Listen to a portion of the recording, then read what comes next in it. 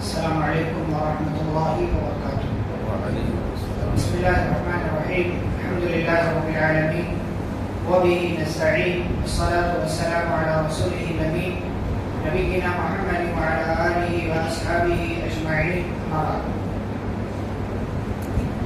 آج کی اس مجلس میں ہم تذکرہ کر رہے ہیں حضرت مثنی بن حارثہ رضی اللہ تعالیٰ عنہ کا۔ ایک عظیم لیڈر، سردار، جرنیل اور کمانڈر صحابی حضرت مثنی بن حارثہ رضی اللہ تعالیٰ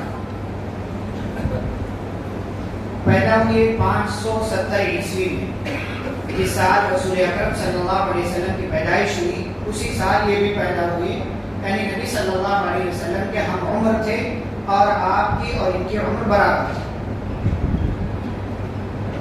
بڑے ہوئے رسول اکرم صلی اللہ علیہ وسلم نے دعوت و تبلیغ کا کام شروع کیا تو حضرت علی رضی اللہ تعالیٰ عنہ کہتے ہیں کہ ایک روز میں اور رسول اکرم صلی اللہ علیہ وسلم اور حضرت ابوبکر صدیق رضی اللہ تعالیٰ عنہ عرب کے قبیلوں میں دعوت و تبلیغ کے لیے نکلے ہوئے تھے کہ ہمارا گزر چند لوگوں کے پاس سے ہوا جو بیٹھ کر بات چیت کر رہے تھے۔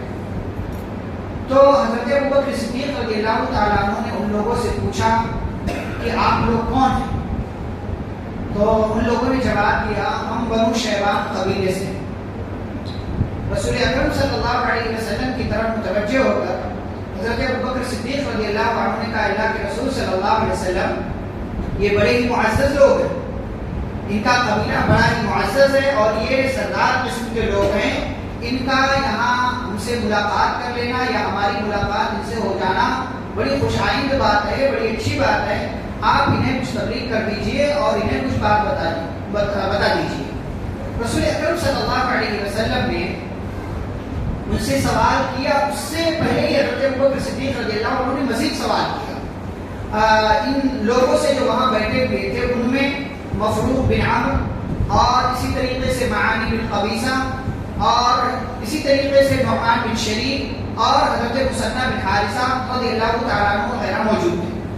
مفروق بن عمرو چونکہ بولنے میں ماہر تھے، فصاحت و بلاغت والے تھے، لہٰذا انہوں نے ان سب کی طرف سے جواب دینا شروع کیا۔ ابوبکر صدیق رضی اللہ عنہ نے جب سوال کیا آپ لوگ کون ہیں تو انہوں نے جواب دیا اور ساتھ ہی ساتھ کہا کہ ہمارا قبیلہ جو ہے وہ 1000 کی تعداد میں ہے اور ہمارا قبیلہ ایسا نہیں ہے کہ کسی سے مغلوب ہو جائے حال کا۔ 1000 کی تعداد بہت بڑی ہوتی ہے اور 1000 کی تعداد کسی بھی فوج سے مقابلہ کرنے کی طاقت رکھتی ہے۔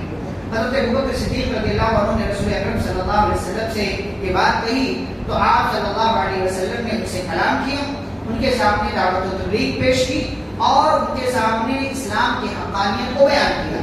تو مفروق بن عمرو نے رسول اکرم صلی اللہ علیہ وسلم سے کہا کہ آپ کی بات تو سچی معلوم ہوتی ہے، آپ جو ہے بات سچی بیان کرتے ہیں، لیکن آپ کے اوپر جو کلام نازل ہوا ہے اس میں سے ہمیں کچھ باتیں بتائیں۔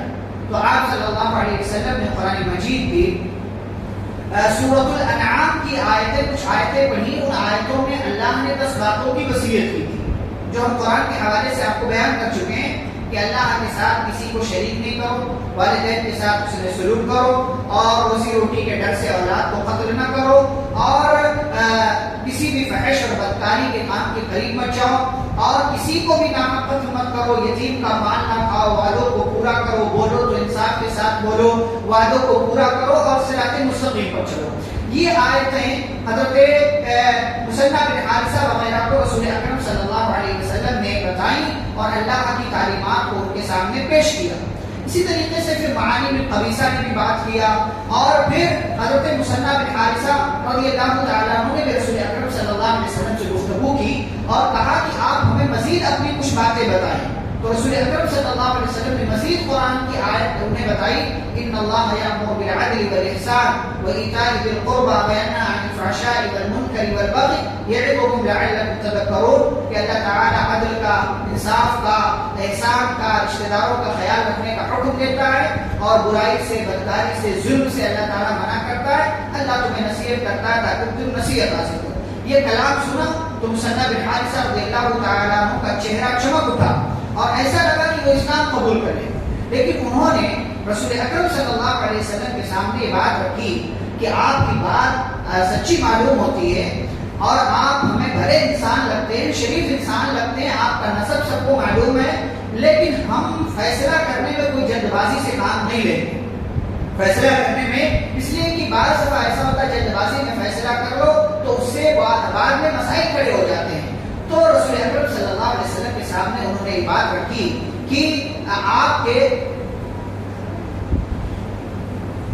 तो रसूल अकरम सल्लल्लाहु अलैहि वसल्लम के सामने उन्होंने बात रखी और कहा कि देखें अभी हमारा ईरान वालों से मुआहदा चल रहा है, लिहाजा अगर हम आपकी बात कबूल कर लेते हैं तो ईरान वाले हमारे खिलाफ हो जाएंगे और कहीं ऐसा ना हो कि वो हमारे कबीले पर हमला कर दें। लेकिन अगर बात अरब वालों की है तो हम आपसे मुआहदा करते हैं कि अरब कबीले में से कोई अगर आपके ऊपर हमला करेगा तो हम आपकी तरफ से दिफा करेंगे।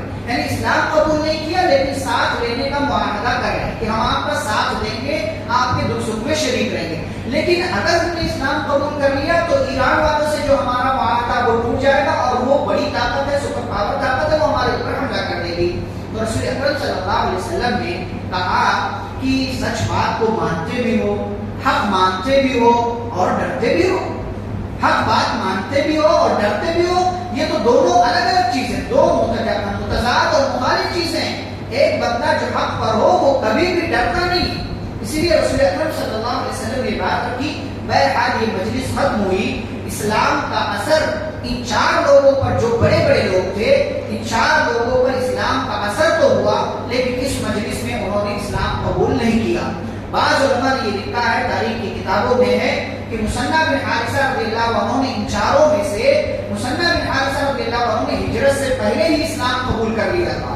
और बाज़ लोगों ने कहा कि नहीं, इन लोगों ने इस्लाम कबूल नहीं किया और ये पूरा कबीला मक्का फतेह हो जाने के बाद जब वफ्द और जमात और कबीले नबी सल्लल्लाहु अलैहि वसल्लम के पास आकर के मुलाकात करने लगे, तब जाकर के ये कबीला रसूल अकरम सल्लल्लाहु अलैहि वसल्लम के पास सन 9 हिजरी में गया और उस मौके से इन लोगों ने, बल्कि इनके पूरे कबीले ने इस्लाम कबूल कर लिया। मुसन्ना बिन हारिसा रज़ियल्लाहु तआला अन्हु उस कबीले के सरदार थे और उनकी अपनी धाक थी, उनकी अपनी पकड़ थी। ये कबीला मुसलमान हुआ तो अब रसूल अकरम सल्लल्लाहु अलैहि वसल्लम के हाथ एक और मजबूत कबीला लग गया और इस मजबूत कबीले के साथ मिल करके फिर बाद में हज़रत अबू बकर सिद्दीक़ रज़ियल्लाहु तआला अन्हु ने और हज़रत उमर फारूक रज़ियल्लाहु तआला अन्हु ने लड़ाइयां लड़ी और इस कबीले का भरपूर इस्तेमाल किया गया। अच्छा, हज़रत अबू बकर सिद्दीक़ रज़ियल्लाहु तआला अन्हु का जब ज़माना आया, उनका जब दौर आया और मुर्तदीन वगैरह का दौर शुरू हुआ, दीन को छोड़ देने वाले लोगों का, और उधर से इराक वगैरह से जंग की खबरें आने लगी, तो हज़रत अबू बकर सिद्दीक़ रज़ियल्लाहु अन्हु ने खालिद बिन वलीद रज़ियल्लाहु अन्हु को उधर कमांडर बना करके भेजा। तो हज़रत मुसन्ना बिन हारिसा रज़ियल्लाहु तआला अन्हु ने इसी दौरान अबू बकर सिद्दीक़ रज़ियल्लाहु तआला अन्हु से ख्वाहिश जाहिर की कि आप मुझे भी किसी मुहिम पर भेज दें। जब भेजने लगे उनको, अबू बकर सिद्दीक़ रज़ियल्लाहु अन्हु सलाहियत को पहचानते थे, पहले भी मुलाकातें हो चुकी थी, तो उनको जब भेजने लगे तो उमर रज़ियल्लाहु तआला अन्हु ने ये बात रखी कि आदमी कौन है जिसको कमांडर बना करके आप भेज रहे हैं।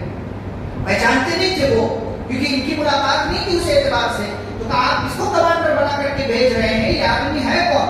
तो किसी ने जवाब दिया कि ये कोई मजबूर इंसान नहीं है, ये कोई अननोन पर्सन नहीं है, कोई जो ऐसा आदमी नहीं कि अजनबी हो, ये जो है मशहूर कबीले बनु शैबान का सरदार है, लड़ने भिड़ने का माहिर है, जंग का माहिर है, बहादुर है, शुजा है और अपनी सलाहियतों के जरिए ये दुश्मनों की सब में तहलका मचा देता है। ये ऐसा बंदा है और इसका नाम मुसन्ना बिन हारिसा है।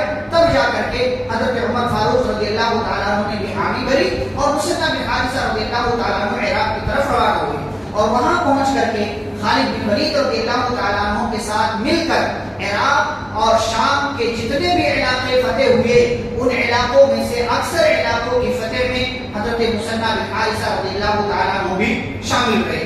और फिर जब हज़रत अबू बकर सिद्दीक़ रज़ियल्लाहु तआला अन्हु का दौर खत्म हुआ, उमर फारूक रज़ियल्लाहु तआला अन्हु का दौर शुरू हुआ सन 13 हिजरी की शुरुआत से, उसके आगाज से। तो हज़रत उमर फारूक रज़ियल्लाहु तआला अन्हु ने अबू उबैदा बिन जर्राह रज़ियल्लाहु तआला अन्हु को कमांडर बनाया, सिपह सालार बनाया, मुख्तलिफ इलाकों के लिए अलग अलग कमांडर मुकर्रर किए। ऐसे ही हज़रत अबू उबैद बिन मसऊद सक़फ़ी रज़ियल्लाहु तआला अन्हु को एक इलाके की तरफ कमांडर बना करके भेजा। तो उस इलाके की तरफ हज़रत मुसन्ना बिन हारिसा रज़ियल्लाहु तआला अन्हु को भेजा और गए, وہاں پر ہرمز کے مقابلے میں حضرت مثنى بن حارثہ رضی اللہ تعالیٰ عنہ نے شرکت کی اور ایرانیوں کا ایک بڑا سپہ سالار ہرمز تھا، حضرت مثنى بن حارثہ رضی اللہ تعالیٰ عنہ نے اس کا قتل کیا. لیکن اسی جنگ میں جس کا نام جنگ بوئب ہے، اسی جنگ میں حضرت مثنى بن حارثہ رضی اللہ تعالیٰ عنہ کو سن 14 ہجری کی یہ جنگ ہے، اسی میں یہ ایک زخم لگا اور یہ زخم ان کے لیے ناسور بنتا گیا. بالآخر سن 14 ہجری میں ہی حضرت مثنى بن حارثہ رضی اللہ تعالیٰ عنہ اس زخم کی وجہ سے وہ انتقال کر گئے، بلکہ شہید ہو گئے، کیونکہ وہ زخم ان کو جنگ کے میدان میں لگا تھا اور اسی کی وجہ سے ان کا انتقال ہوا، ان کی وفات ہوئی. تو یہ ایک عظیم صحابی ہے مثنى بن حارثہ رضی اللہ تعالیٰ عنہ. اپنے قبیلے کے بھی سردار تھے.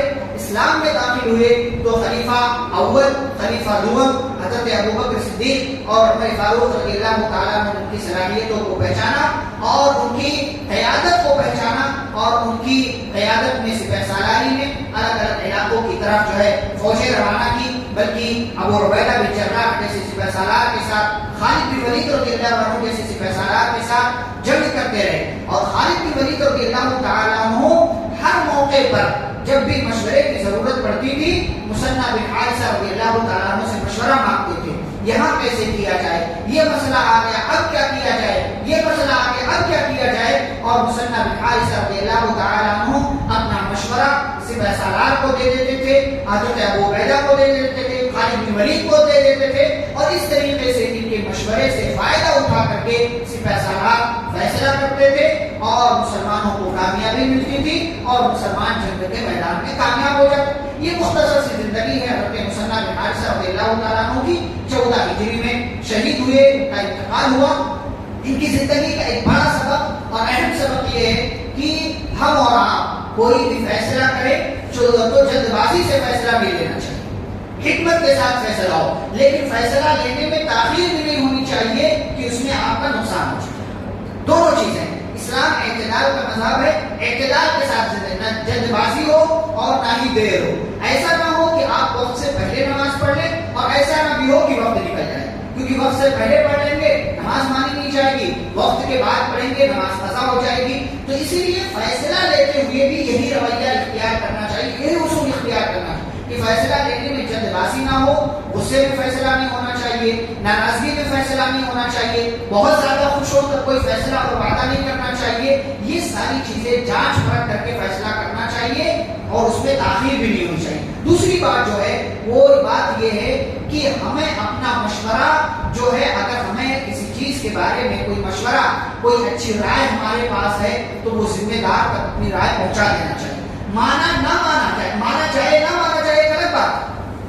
ہمارا کام کیا ہے؟ مشورہ دینا. اگر اس چیز کے بارے میں ہمیں نالج ہے، اس چیز کے بارے میں ہمیں علم، اب وہ مانا جائے نہ مانا جائے ایک الگ چیز ہے. بعض لوگ کیا سمجھتے ہیں میں نے مشورہ دیا، میرا مشورہ قبول نہیں کیا گیا، ناراض ہو جاتے ہیں. غلط بات ہے. آپ نے مشورہ دیا، مشورہ آپ سے مانگا گیا، آپ نے مشورہ دے دیا، بس خلاص آپ کا کام ہو گیا.